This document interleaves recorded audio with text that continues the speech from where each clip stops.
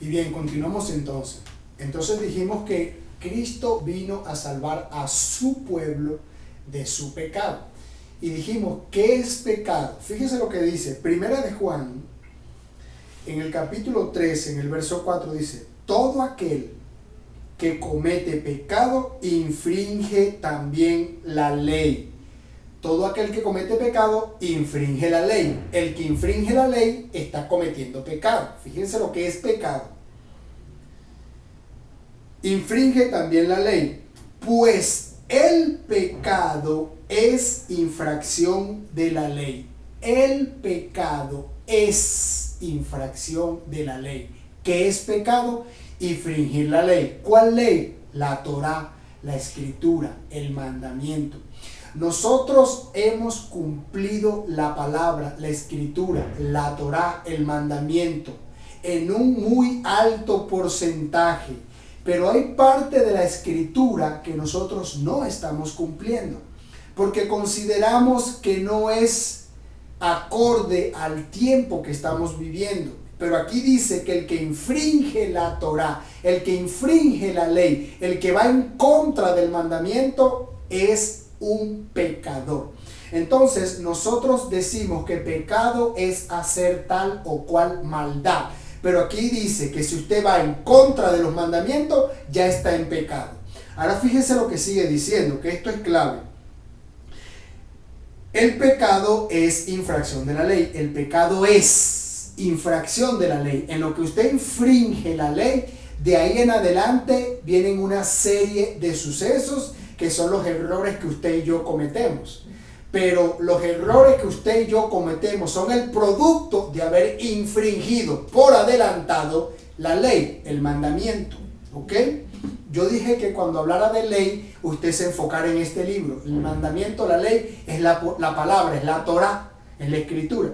Luego dice, y saben que Él, Cristo, Él apareció para quitar nuestro pecado. ¿Se da cuenta? El pecado de haber infringido la ley. Nuestro pecado, y no hay pecado en Él. Entonces note esto, si aquí dice que Cristo vino para librarnos de nuestro pecado, que consistía en caminar en contra de la Torá, en contra de la ley, ¿ok? El mandamiento que se le dio a Moisés, en contra de la ley, y dice, pero en Él no hay pecado. Entonces, si pecado es infringir la ley, no respetar la ley, no guardar la ley, entonces aquí dice que Cristo no tenía pecado, lo cual significa que Él siempre cumplió la ley. ¿Ve? Entonces, el que está sin ley es pecador, y el que está o tiene ley no es pecador. Y aquí dice que Cristo no es pecador, significa que Él siempre guardó su Shabbat, celebró su fiesta de tabernáculo, el Pesach, Él hizo todas las fiestas, todos los rituales, Él fue al templo, Él se congregaba en el templo, Él escuchaba la Torá, Él predicaba la Torá, Él hacía todos los rituales judíos que cualquier judío hace.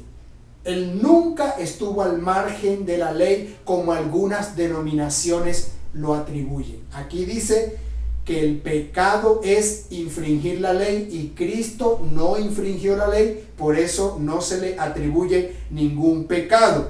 Luego dice, todo aquel que permanece en Cristo, en Él, no peca. No es que no va a caer en pecado, no peca. ¿Por qué? Porque se le revela el mandamiento y evita ir, hablar, rebelarse en contra de la ley como muchos hoy en día lo hacen. Todo el que peca no le ha visto ni le ha conocido. Ni le ha visto ni le ha conocido. Póngale cuidado a esto. Una persona que diga ser cristiano, conocer al Señor, que ha visto al Señor, que ha oído al Señor, aquí dice que una persona que está en contra de la ley ni lo ha visto ni lo conoce. ¿Cómo hacemos entonces con estas personas que están por el mundo diciendo que tuvieron una visión, que vieron a Dios, que escucharon a Dios, que sintieron a Dios, que se les apareció Dios? Si aquí dice que el que está en contra el mundo espiritual, el mundo de las revelaciones y de las visiones, para esa persona está cerrado. Ni me has visto, ni me conoces. Así dice el Señor. Ni me has visto, ni me conoces, porque estás en contra de mis mandamientos. Eso para que usted vaya pensando. Luego dice, en este mismo orden de idea, ni le ha visto ni le ha conocido. Luego el apóstol Juan nos da un consejo, dice: hijitos, que nadie te engañe. Lo mismo que Yeshua, que Cristo dijo en Mateo: mirad que nadie os engañe, porque vendrán muchos diciendo, pero son falsos. Que nadie te engañe. El que hace justicia es justo como él es justo. El que practica el pecado es del diablo. Aquí no dice el que comete un pecado o el que cae en pecado. Aquí dice el que lo practica de continuo, sin detenerse a pensar, a reflexionar o para arrepentirse. No, el que no se detiene, sino que va de continuo. Ese ya no sería un pecado, sino un practicante del pecado. Entonces aquí dice que el que practica es hijo del diablo, no el que comete o el que hace o el que cae en pecado. Es el que lo practica de continuo, año tras año, día tras día, sin detenerse a arrepentirse. Ese es un practicante, muy diferente al que por debilidad cae o comete o incurre. Muy diferente. Entonces dice: porque el diablo peca desde el principio. Para esto apareció el Hijo de Dios, para deshacer las obras del diablo. El pecado es el producto final de toda una obra demoníaca y diabólica. Pero el pecado que aquí enfoca Juan es exclusivamente uno solo: estar en contra de la Torá, estar en contra de la ley, del mandamiento. ¿Ve? Muchas denominaciones hoy predican que la Torá está obsoleta, que Cristo vino para abolir, para eliminar los mandamientos. Pero aquí en esta carta de Pablo, a medida que la vayamos estudiando, usted se va a dar cuenta qué fue lo que Pablo quiso decir cuando Cristo dijo que él no vino para abolir la ley, sino para cumplirla. ¿Qué significa abolir? ¿Qué significa cumplir? ¿Está la ley vigente? ¿No está vigente? Eso nos lo va a enseñar Pablo. Pero tenga paciencia, solamente vaya tomando nota y tenga paciencia. Espere que cerremos el tema al final y llévese a la conclusión. No solamente escuche 2 o 3 palabras y desechar y decir no me gusta o no sirve o no estoy de acuerdo. Espere el producto final, que esto es un clímax, de menos a más. El cierre va a estar sensacional, se los recomiendo, no lo pierdan. Luego dice aquí, que es una obra del diablo. Dice: el que es nacido de Dios no practica el pecado, porque la simiente de Dios permanece en él. Y comienza a hablar de lo que es la genética espiritual, pero ese es otro tema que vamos a ver más adelante. Lo que quería enfatizar era lo siguiente: que el pecado es una obra demoníaca, una obra diabólica. Hacer que un creyente rechace al pueblo judío, rechace todo lo que sea judío, es rechazar a Cristo, porque Cristo es judío. Entonces, rechazar la Torá por considerarla obsoleta es un pecado de maldición. Entonces, Cristo vino para deshacer ese pecado de maldición. Así que si usted dice tener a Cristo ya en usted, no debería existir ese pecado. Pero si usted predica que eso está obsoleto, sin entender, sin saber, sin tener revelación de por qué Cristo dijo eso o por qué Pablo lo dijo aquí en Gálatas, por eso digo que es el tema menos entendido. Pero aquí se lo vamos a decodificar, que usted lo pueda entender. Y eso va a traer mucha libertad a su pensamiento. Entonces, para cerrar la idea, dice que vivir sin la Torá, vivir sin la Escritura, es operar en una obra del diablo. Es decir, que el pueblo cristiano hoy diga que los mandamientos de Dios ya pasaron, que el Viejo Testamento ya pasó, que estamos en la gracia y en el Nuevo Testamento, eso es una obra del diablo. Decir eso es una obra del diablo, es parte de hacerle el juego al diablo, según el apóstol Pablo. Cuando dice salvar de los pecados es quitar la maldición que esa palabra me impuso por haberla faltado y traerme de vuelta. Te salvo, te saco debajo de la maldición, te saco, te traigo de vuelta otra vez a tus raíces originales. Es decir, conectarte con la Torá. Si antes la ofendía, ahora la creo, la estudio, la obedezco y la cumplo. Diferente. Fíjense cómo opera este sistema. Daniel, capítulo 7, verso 23 al 25. Hablando de la cuarta bestia, los que hemos leído este libro de Daniel, hay una visión que Daniel tiene con 4 bestias feroces, 4 bestias, un oso, un leopardo, y comienza a decir, Dios a decirle de qué se tratan estas criaturas. Entonces vamos a hablar de la última bestia de la que vio Daniel. Dice, la cuarta bestia será un cuarto reino, le dice Dios a Daniel. ¿Qué significan estas bestias?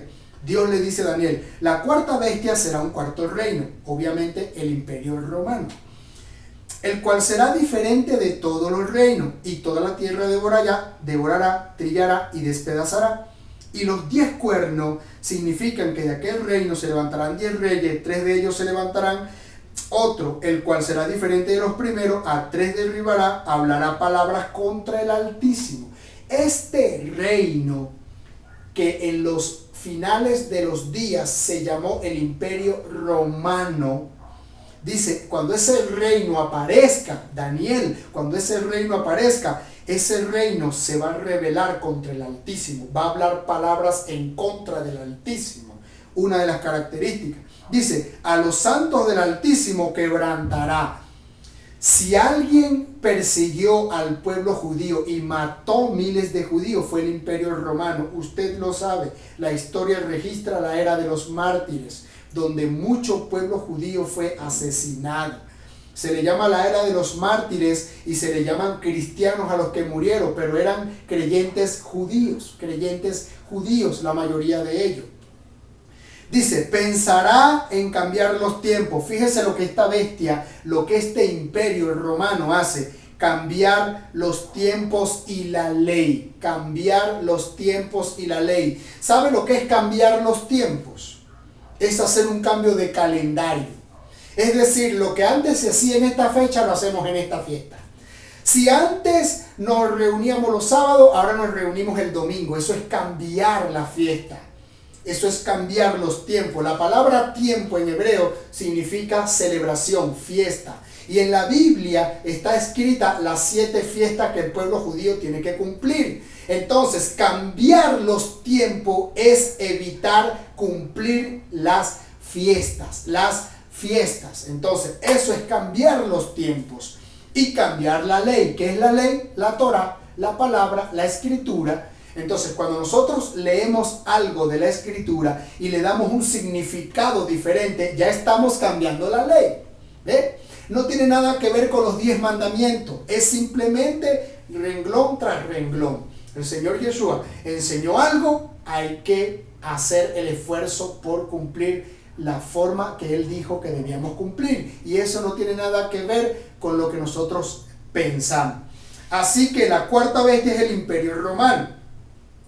¿Dónde está el imperio romano? La mentalidad romana, la doctrina romana, el dogma romano, el espíritu de la bestia, torciendo la palabra, torciendo la escritura, hablando mal contra el Altísimo, rebelándose y censurando a los hombres que Dios está levantando en estos últimos días con una voz profética para despertar a su pueblo y sacarlo de las garras del imperio romano. ¿Dónde está hoy esta bestia? ¿Dónde está Roma? En el próximo corte se los digo.